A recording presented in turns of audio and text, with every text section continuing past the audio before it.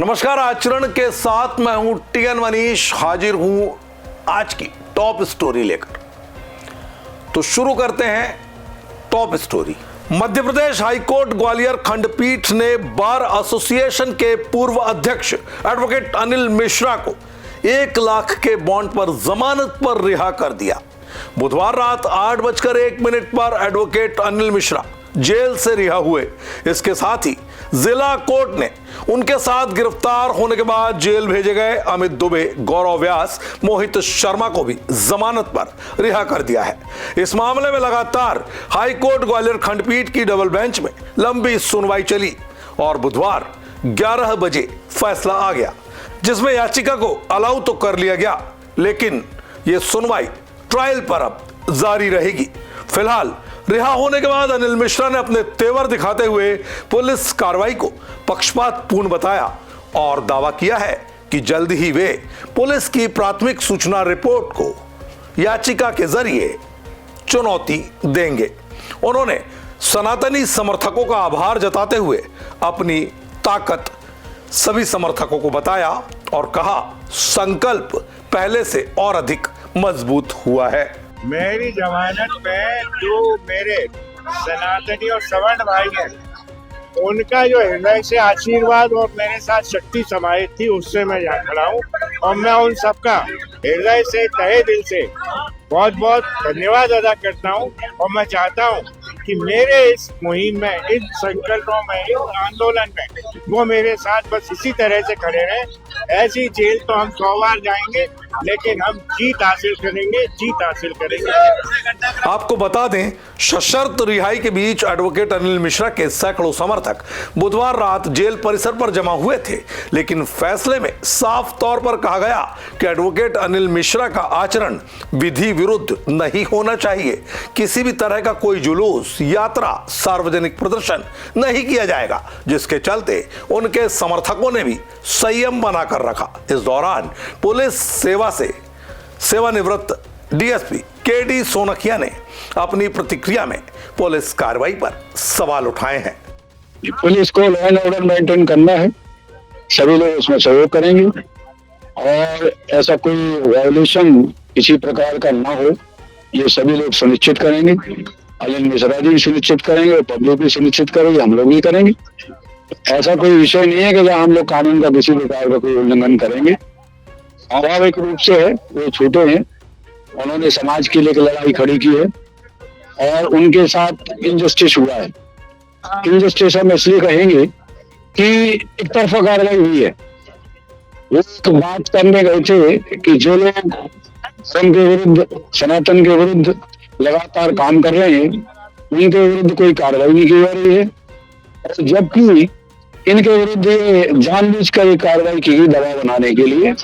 ये उचित नहीं माना है और इलीगल गिरफ्तारी हुई है, गिरफ्तारी की कोई सूचना नहीं दी गई है। तो ये मैटर तो खैर कोर्ट का है, कोर्ट डिसाइड करेगा, लेकिन हम सुनिश्चित कराएंगे कि कानून का पालन हो, लेकिन एक तरफा कार्रवाई ना हो, ये प्रशासन और शासन को ध्यान देना चाहिए। सभी की बात सुनी जाए। बात प्रशासन के द्वारा बढ़ाई गई है, इसमें चाहे निर्देश जैसे भी हुए हो, लेकिन इस तरह की कार्रवाई में होना चाहिए। निष्पक्ष और तटस्थ होकर कार्रवाई हो तो सभी समाज उसका स्वागत करेंगे।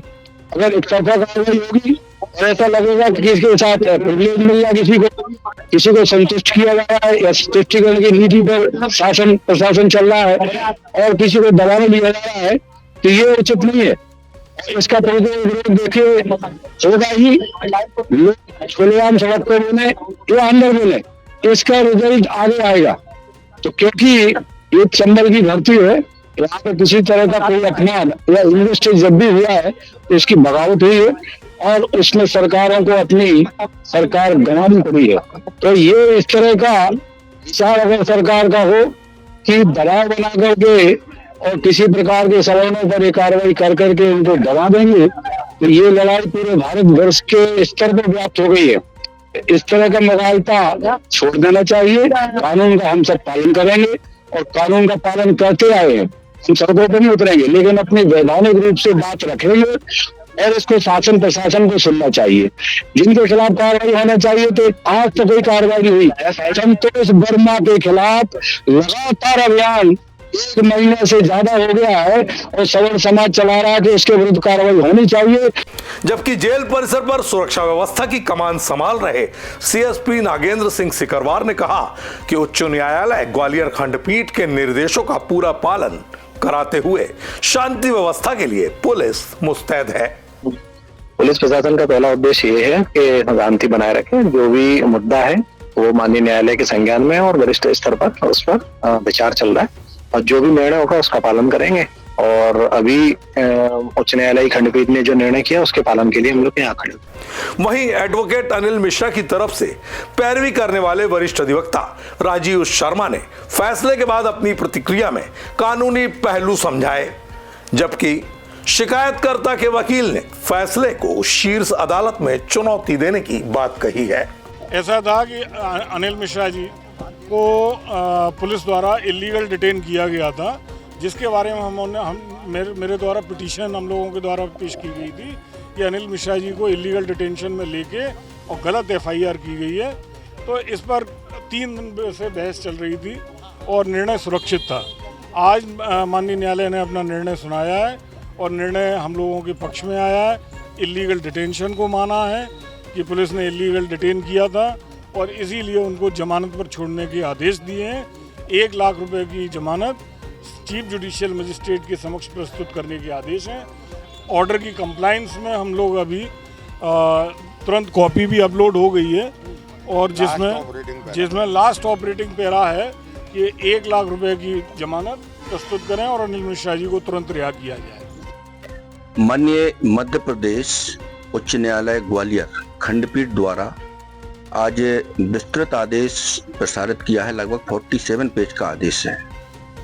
इस आदेश के अध्ययन करने से माननीय हाईकोर्ट द्वारा जो याचिकाकर्ता है, अभियुक्त है, उसकी गिरफ्तारी को इलीगल डिक्लेयर किया है इस आधार पर कि एफआईआर रजिस्ट्रेशन के पहले अभियुक्त को अरेस्ट किया गया है, अपराध बाद में रजिस्टर्ड किया गया है, जिसे माननीय हाईकोर्ट द्वारा अवैधानिक करार दिया है सुप्रीम कोर्ट के 2 फैसलों को रिलाय करते हुए।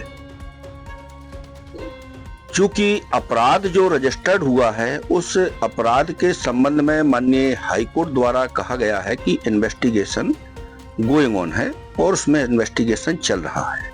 बहरहाल समूचे मामले में ग्वालियर अंचल की शांति व्यवस्था और सामाजिक तौर पर सौहार्द को लेकर अमन पसंद नागरिकों के बीच चिंता तो पैदा हुई थी, लेकिन हाईकोर्ट ग्वालियर खंडपीठ के फैसले में बॉन्ड की जो शर्तें हैं उसके मद्देनजर उम्मीद की जानी चाहिए कि अब ऐसा कोई कदम नहीं उठाया जाएगा जो ग्वालियर की गंगा जमुनी तहजीब पर प्रतिकूल असर डाले। तो ये थी ग्वालियर से जुड़ी आज की टॉप स्टोरी। ऐसी ताजा तरीन खबरों के लिए आप बने रहिए आचरण न्यूज के साथ। नमस्कार। देश दुनिया की सभी खबरें देखने के लिए जुड़े रहिए आचरण न्यूज से। आचरण न्यूज, हर कदम आपके साथ।